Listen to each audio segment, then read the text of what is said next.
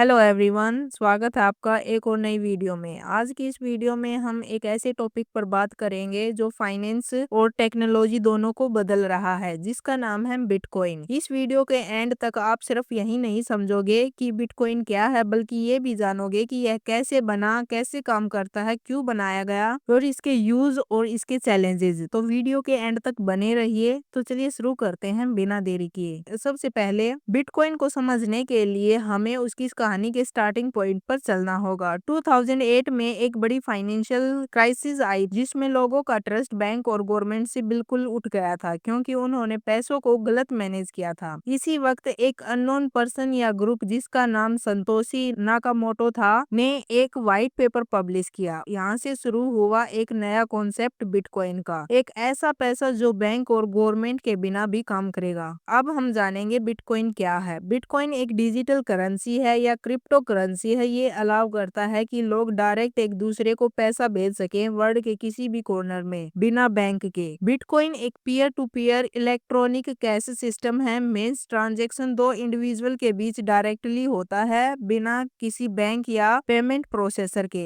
लेकिन सवाल ये है कि बिटकॉइन अलग क्यों है, नॉर्मल पैसों जैसा या डॉलर जैसा क्यों नहीं है, और हाँ, बिना सेंट्रल अथॉरिटी के बिना ये कैसे चलेगा? इसका आंसर है डिसेंट्रलाइजेशन। मीन्स एक सिंगल बैंक के बजाय हजारों कंप्यूटर एक साथ मिलकर सिस्टम को चलाते हैं। यानी इसको ना तो कोई बैंक कंट्रोल करता है, ना ही कोई सरकार। ये चलती है सिर्फ टेक्नोलॉजी की वजह से, जिसका नाम है ब्लॉकचेन। अगर हम ब्लॉकचेन की बात करें, ब्लॉकचेन एक पब्लिक डिजिटल लेजर है। जब भी कोई बिटकॉइन भेजता है या रिसीव करता है, वो ट्रांजेक्शन एक ब्लॉक में रिकॉर्ड हो जाती है और वो ब्लॉक पिछले ब्लॉक से जुड़ जाता है। ऐसे बनता है एक चैन, जिसे हम कहते हैं ब्लॉकचेन। और हाँ, ये ट्रांजेक्शन एक कंप्यूटर में नहीं बल्कि दुनिया भर के हजार कंप्यूटरों में इसकी कॉपी होती है। ये लेजर थाउजेंड्स ऑफ कंप्यूटर पर एक साथ अपडेट होता है, तो किसी के लिए पुराने रिकॉर्ड को चेंज करना या चीटिंग करना लगभग इम्पॉसिबल है। अब सवाल ये है कि बिटकॉइन कैसे बनते हैं। बिटकॉइन को बनाने के लिए एक प्रोसेस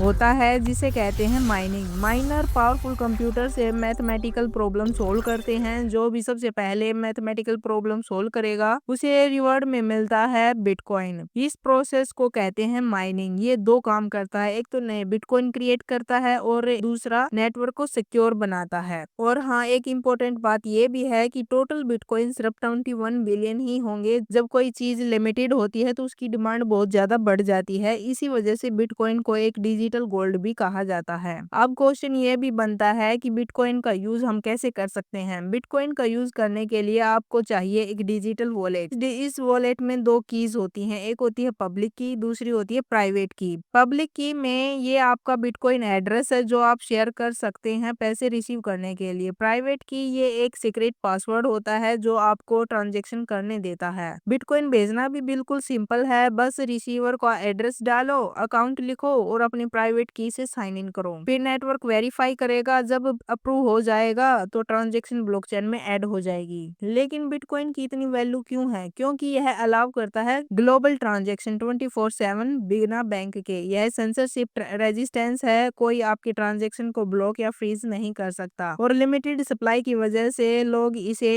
इन्फ्लेशन के अगेंस्ट एक प्रोटेक्शन मानते हैं। कुछ लोग इसे एवरीडे पेमेंट के लिए यूज करते हैं और कुछ लोग इसे इन्वेस्टमेंट के रूप में भी होल्ड करते हैं। रेमिस्टेंस, डोनेशन, वेल्थ स्टोर करना बिटकॉइन के रियल यूज केसेस आज ऑलरेडी एग्जिस्ट कर रहे हैं। बिटकॉइन के कुछ बेनिफिट तो हैं ही, लेकिन इसके कुछ रिस्क और चैलेंजेस भी हैं। यानी कि बिटकॉइन का प्राइस बहुत ही वोलेटाइल होता है, यानी कभी तो इसका प्राइस बहुत हाई चला जाता है और कभी इसका प्राइस बिल्कुल लो चला जाता है। सेकंड ये है कि अगर आपकी प्राइवेट की खो जाती है तो आपके बिटकॉइन हमेशा के लिए चले जाते हैं। ब्लॉकचेन सिक्योर है, पर scam, hacks, fake scam common है। और इसका एक और मेन चैलेंजेस है कि रेगुलेशंस। हर कंट्री का बिटकॉइन पर अपना स्टैंस है, कुछ एक्सेप्ट करते हैं, कुछ इसे बैन कर देते हैं। ये रूल बिटकॉइन के अडोप्टेशन को डायरेक्ट इम्पैक्ट करते हैं। बिटकॉइन अभी इवोल्व हो रहा है, डेवलपर नए सॉल्यूशन ला रहे हैं जैसे कि लाइटनिंग नेटवर्क, ये जो ट्रांजेक्शन को फास्ट और चीप बनाता है। कंपनीज और गवर्नमेंट्स भी ब्लॉकचेन के नए यूज एक्सप्लोरर कर रहे हैं।